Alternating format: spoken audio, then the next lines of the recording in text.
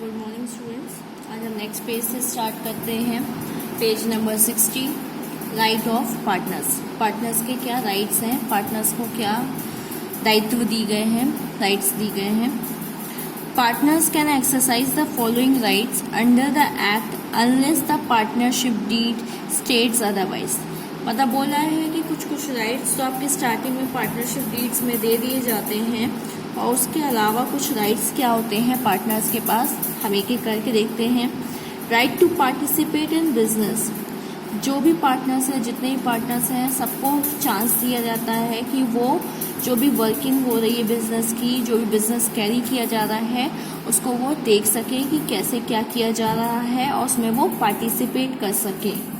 Each partner has an equal right to take part in the conduct of their business. सब partners को equal rights है कि जो भी बिजनेस चल रहा है, जो भी काम हो रहा है, उसको वो देख सके या कर सके। Partners can curtail this right to allow only some of them to contribute to the functioning of the business if the partnership deed states so. अगर आप चाहते हो कि कुछ ही पर्सन एक्टिव रहे, मतलब कुछ ही लोग काम करें और बाकी जो दूसरा पार्ट देखें, तो आप स्टार्टिंग में पार्टनरशिप डीड में वो चीज़ मेंशन कर सकते हैं। Right to express opinions. One of the right of the partners is their right to freely express their opinion. Express opinion मतलब जो उनके मन में जो भी पॉइंट आए, जो शेयर करना चाहें, कुछ भी पॉइंट्स वो शेयर कर सकते हैं, वो भी अपनी ही बातें सामने रख सकते हैं। तो सभी पार्टनर्स के पास राइट्स होता है कि वो फ्रीली, बिना डरे, बिना संकोच किए, जो भी उनके माइंड में पॉइंट्स हैं, जो भी मतलब वो कुछ शेयर करना चाहते हैं, वो इजीली शेयर कर सकते हैं। Partners by a majority can determine difference with respect to ordinary matters connected with business. Each partners can express his opinion to decide such matters. मतलब वही बोले कि एक मीटिंग होती है, एक डिस्कशन होता है। अगर आप कुछ पॉइंट रखते हो, कुछ आप शेयर करते हो, और अगर ज़्यादा से ज़्यादा लोगों को वो चीज़ें सही लगती है, तो फिर उसी हिसाब से वो काम किया जाता है। Right to access books and accounts. जो भी पार्टनर्स है, जितने भी लोग काम कर रहे हैं, अगर उनके मन में कुछ डाउट आता है कि कुछ गलत हो रहा है, तो वो अकाउंट्स की जो बुक मेंटेन की जाती है एक बिजनेस में, वो चेक कर सकते हैं टाइम टू टाइम।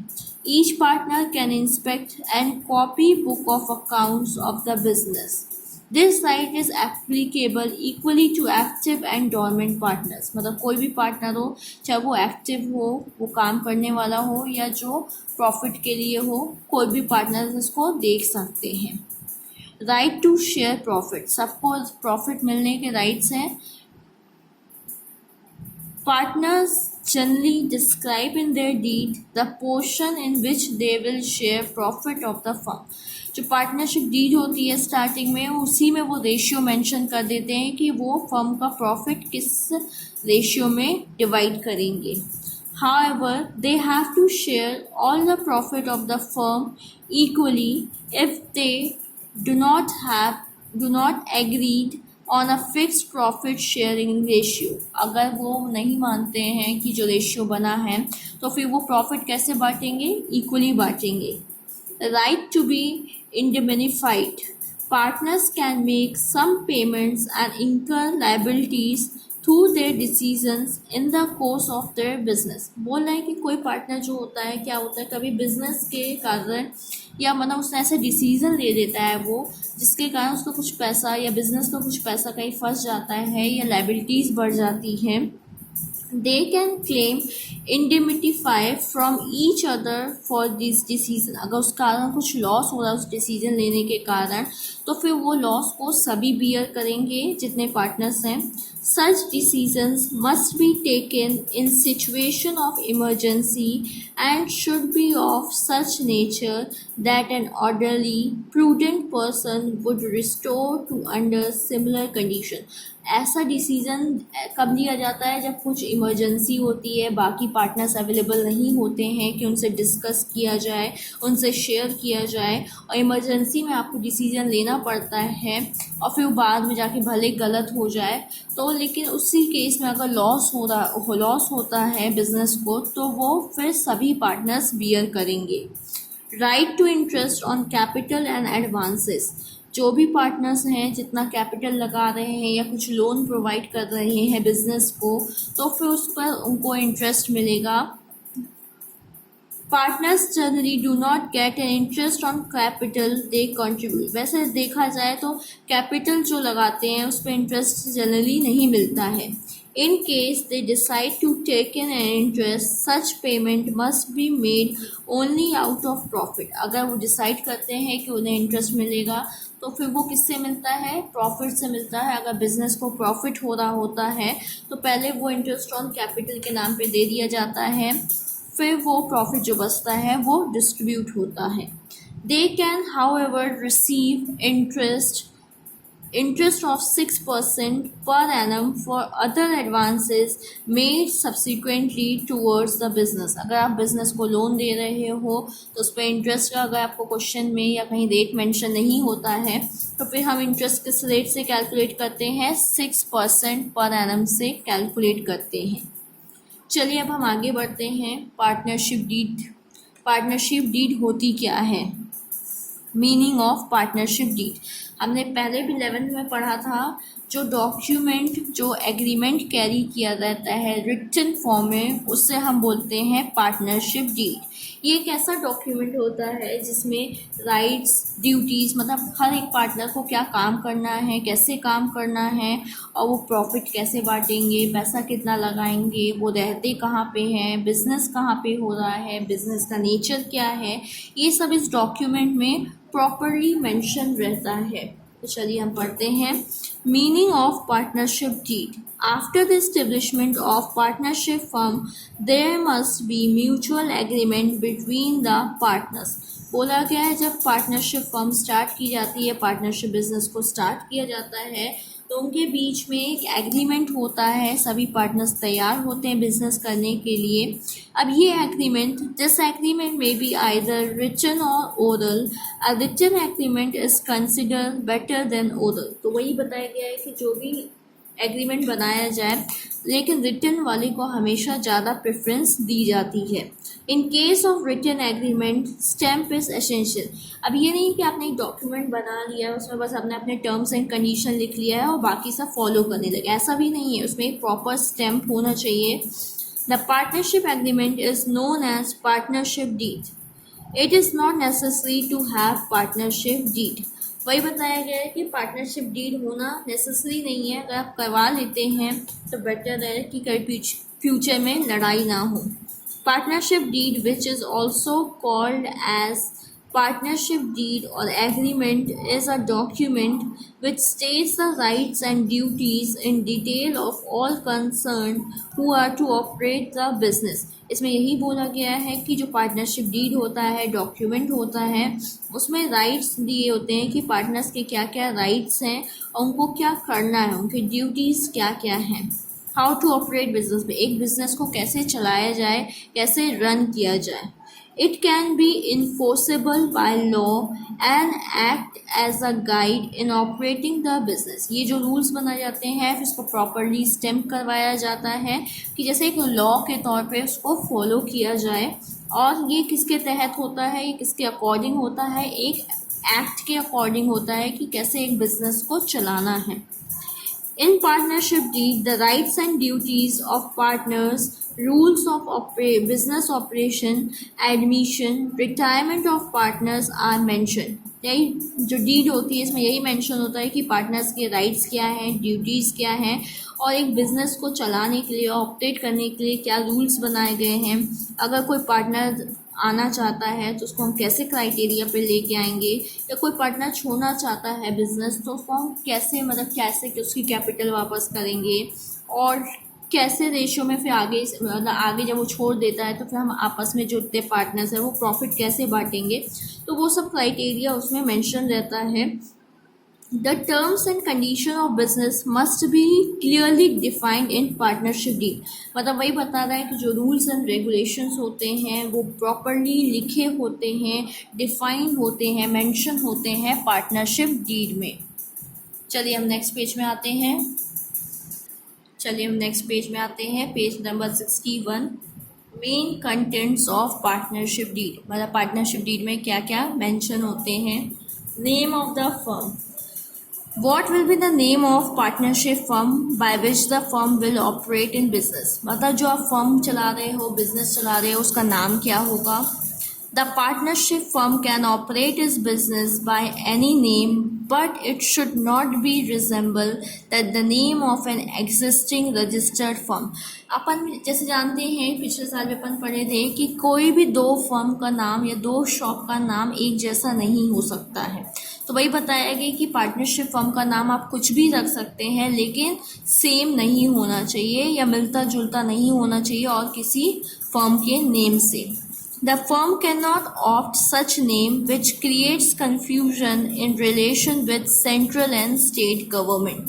और ऐसा नाम भी चुन नहीं सकते। ऑप्ट का मतलब होता है चूज करना, जो स्टेट और सेंट्रल गवर्नमेंट में कंफ्यूज करे कि ये स्टेट का है, स्टेट गवर्नमेंट का है कि सेंट्रल गवर्नमेंट का है।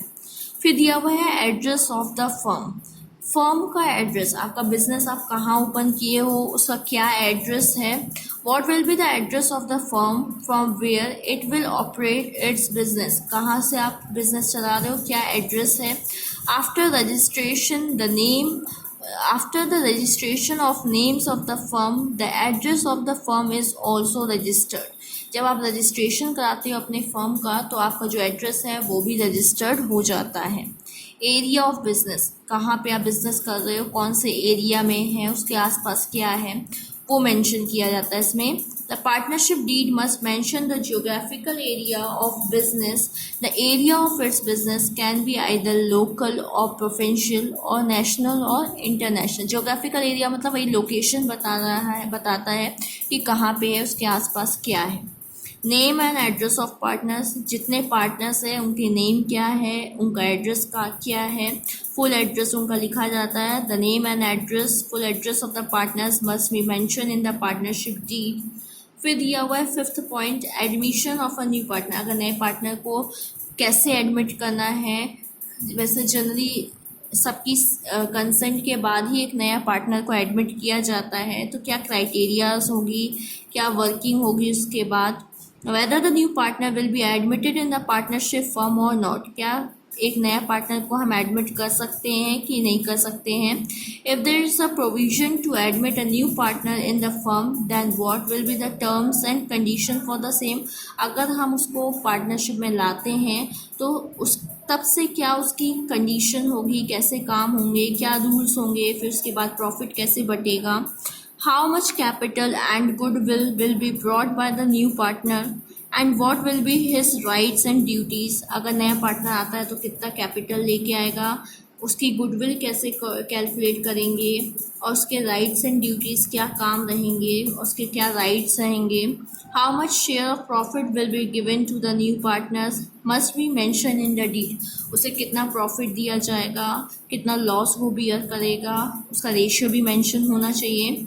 कैपिटल ऑफ पार्टनर्स, पार्टनर कितनी कैपिटल लेके आएंगे। How much capital will be contributed by each partner and what will be the total capital of the firm, of पूरे फर्म की टोटल कैपिटल क्या होगी।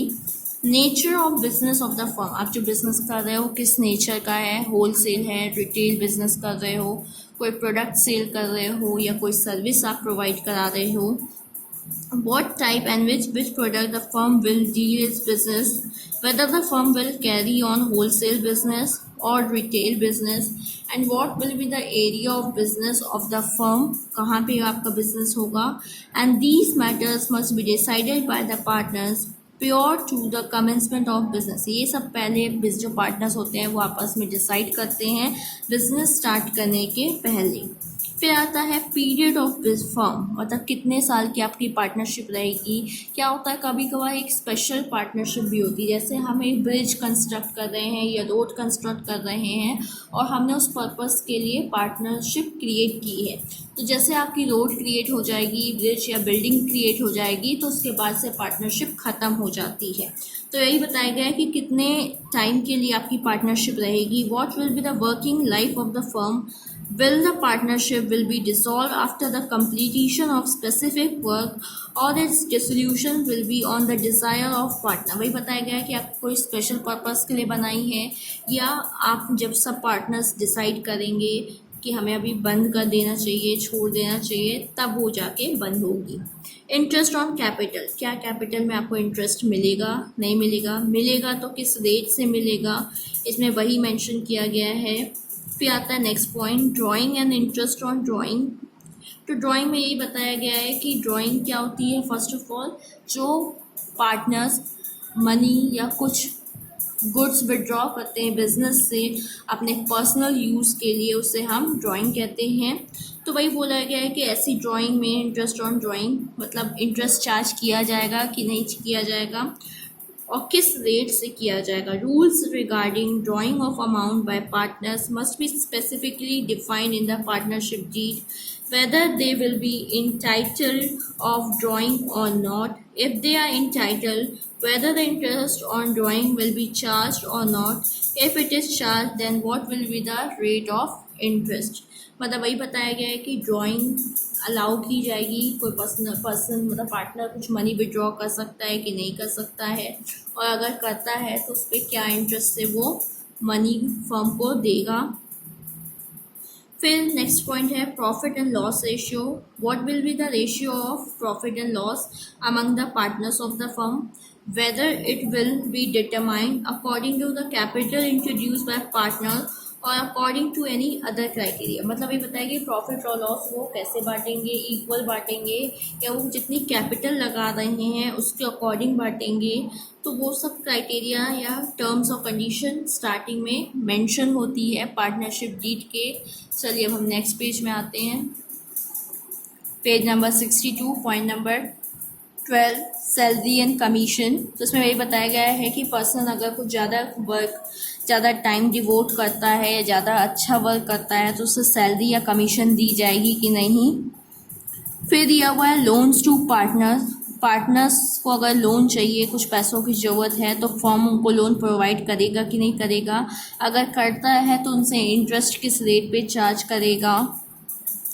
देखिए इसमें यही दिया हुआ सैलरी एंड कमीशन में, whether the partners will be entitled to receive salary or commission or not, if the same is agreed what will be the amount and terms of payment. वही दिया हुआ है कि अगर सैलरी कमीशन दी जा रही है तो कितनी दी जाएगी और क्या कंडीशन है, मतलब कैसे दी जाएगी, आपको चेक के थ्रू दी जाएगी, कैश के थ्रू दी जाएगी, वो मेंशन किया गया है। फिर लोन टू पार्टनर में बोला है it should be clearly mention in the partnership deed that how much and to what extent partners can avail loan, मतलब can take the loan from the firm, what will be the rate of interest charge against loan, क्या रेट से interest charge किया जाएगा।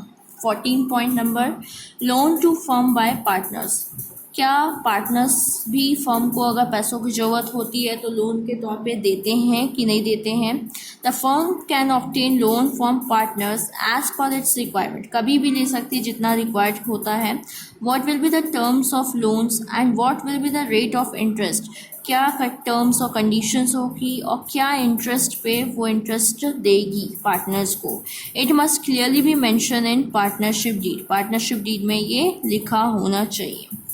फिर दिया हुआ है वैल्यूएशन ऑफ गुडविल, मतलब गुडविल कैलकुलेट करने के लिए क्या कैलकुलेट करते हैं, जब कोई पार्टनर नया आता है या कोई छोड़ के जाता है तब हमें कैलकुलेट करने की नीड होती है, या किसी पार्टनर की डेथ हो जाती है तब हम कैलकुलेट करते हैं। On admission of a partners और ऑन रिटायरमेंट और death what will be the method of the valuation of goodwill and it's mode of payment, कैसे पे किया जाएगा।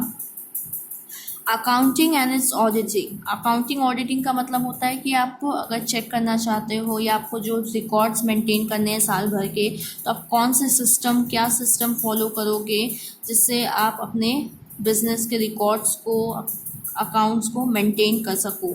What will be the process of accounting of the partnership firm and how and when partnership account will be audited, मतलब कब check होगी, audit होगी, कब checking में आएगी। डिस्ट्रीब्यूशन ऑफ वर्क, काम को कैसे डिवाइड किया जाएगा कि सभी पर्सन सभी काम करेंगे या हम किसी पर्सन को कुछ स्पेसिफिक वर्क दे दें, दूसरा पर्सन दूसरा काम करे।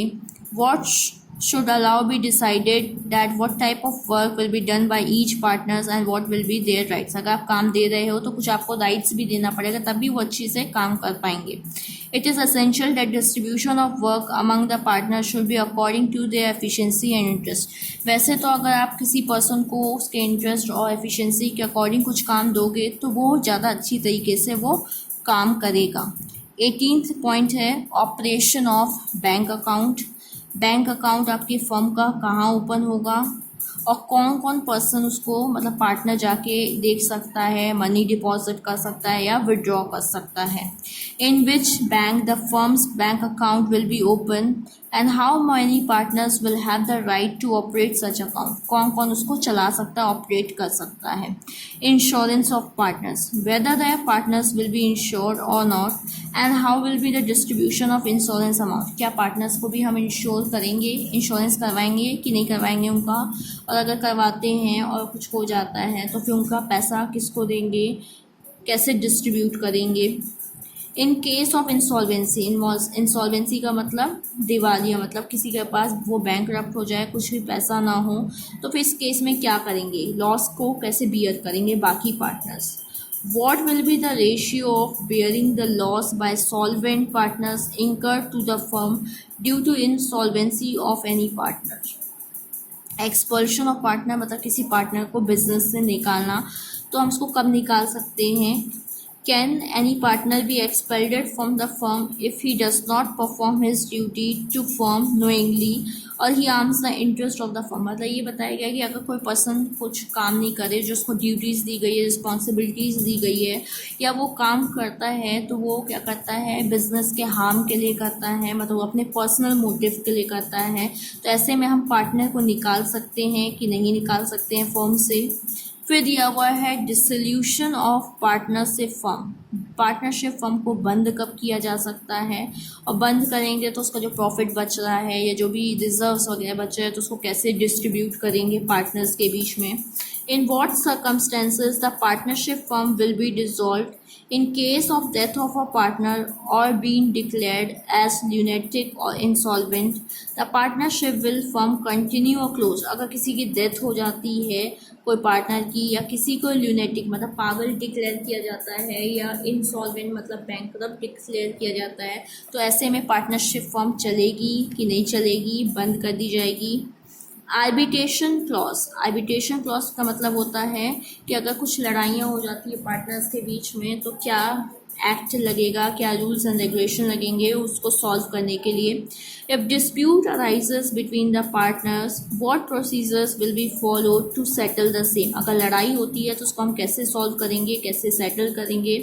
Will the arbitrator be appointed for the same or any other arrangement will be made for the same. अगर लड़ाई हो रही है तो आर्बिट्रेटर एक पर्सन होता है जो दो पर्सन की लड़ाई को या पार्टनर्स की लड़ाई को सॉल्व करता है, उसे हम अपॉइंट करेंगे या नॉर्मल तरीके से वो सॉल्व हो जाएगी. Rights and duties of partners, तो इसमें यही बताया गया है कि पार्टनर्स के क्या राइट्स एंड ड्यूटीज़ होते हैं एक बिज़नेस को चलाने के लिए, और पार्टनर्स की लायबिलिटीज़ क्या होती है एक बिज़नेस के लिए. डेथ ऑफ अ पार्टनर, अगर डेथ हो जाती है तो उसके बाद वो बिज़नेस बाकी जो पार्टनर्स हैं वो चलाते हैं, या डेथ होने के बाद उस पार्टनर की जो कैपिटल थी वो किसको दी जाएगी. The procedure of calculating the amount due to deceased partner and the method of his payment to his successor. Successor मतलब वो जिसको मतलब डेथ होने के बाद हम किसको मतलब उसके घर में पैसा देंगे, उसके चाइल्ड को या उसकी वाइफ को, वाइफ है तो वाइफ को किसको पैसा दिया जाएगा और कैसे दिया जाएगा, और कैसे कैलकुलेट करेंगे कि उसका हिस्सा कितना है. Should be decided and stated in the deed. ये सब डीड में पहले ही मेंशन कर दिया जाता है. देखिए आपको साइड में बॉक्स दे रखा हुआ है.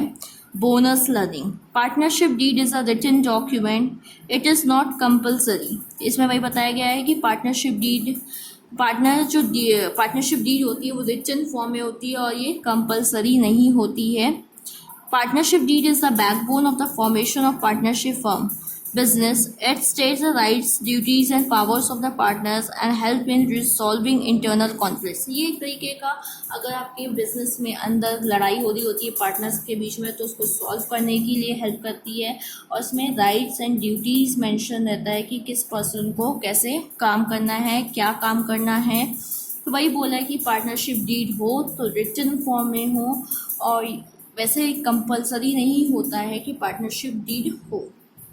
चलिए, थैंक यू। अब नेक्स्ट डे कंटिन्यू करेंगे नेक्स्ट टॉपिक।